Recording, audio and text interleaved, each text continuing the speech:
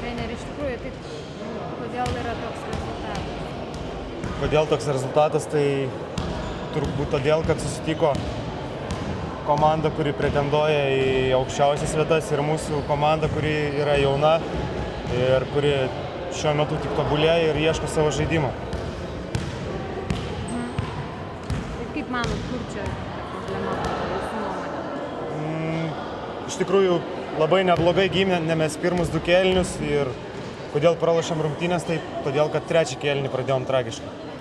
Matosi, kad Sūduva išėjo 3 kėlinį daug geriau susikaupę, pasiruošusios ir tą 4 minučių atkarpą stipriai pralošėm, kas ir nulėmė tokį rezultatą. Dabar kitos rungtynės tai su Aistėm, ar ne? Taip. Kaip jūs jom nusiteikę, kaip ruošitės? Su Aistėm, aišku, mūsų komandai šį sezoną kiekvienas rungtynės yra sunkios, ar mes žaidžiam ar su Aistėm, ar su Sūduva, ar su Utena, tai bet aišku, Aistės važiuosim tik kovo dėl pergalės. Kaip jūs vertinat rungtynės? Kai išlošiam, tai vertinam gerai, bet jeigu atvirai paėmus, tai vėlgi nesuprantu truputį savos komandos, kur jau kartojasi gal pernykščių toks scenarijus, kai pirmą kėlinį žaidžiam viena komanda, antrą kėlinį žaidžia kita komanda. Čia kalbu apie savo komandą. Reiškia, ar nusiteikimas, ar neįvertinimas varžovių, tai šitą, nežinau, kažkaip reikės mums taisyti ir išgyvendinti.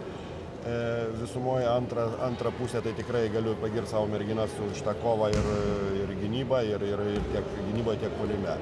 Tai gal čia šitie pagrindiniai faktoriai, tai reiškia, dar prie tų skaičių, jeigu prisidėjus, tai pirmą pusę mes pralaimėjom lentą, kur antrą pusę mes laimėjom ir visas laimėjom, kur aš akcentuoju, kad yra laimi gynyba, o ne puolimas. Tai antroje pusėje mes pagerinom gynybą ir mums pavyko laimėti. Tikrai reikia skaityti su Klaipėdos komanda, yra tikrai jauna ir agresyvi komanda, manau dar pridarys nemalonumų komandom kitom tikrai.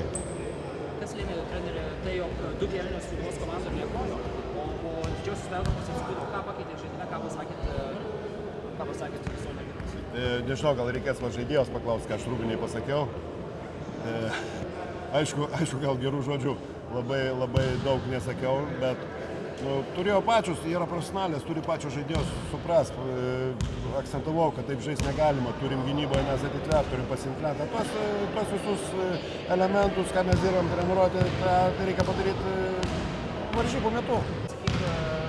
Trečioji pergalė Lietuvos moterų krepšinio lygoje ir sakyk, kodėl tu prastai pradėjote pirmą rungtynių pusę, kas lėmė kelionę ar kiti faktoriai?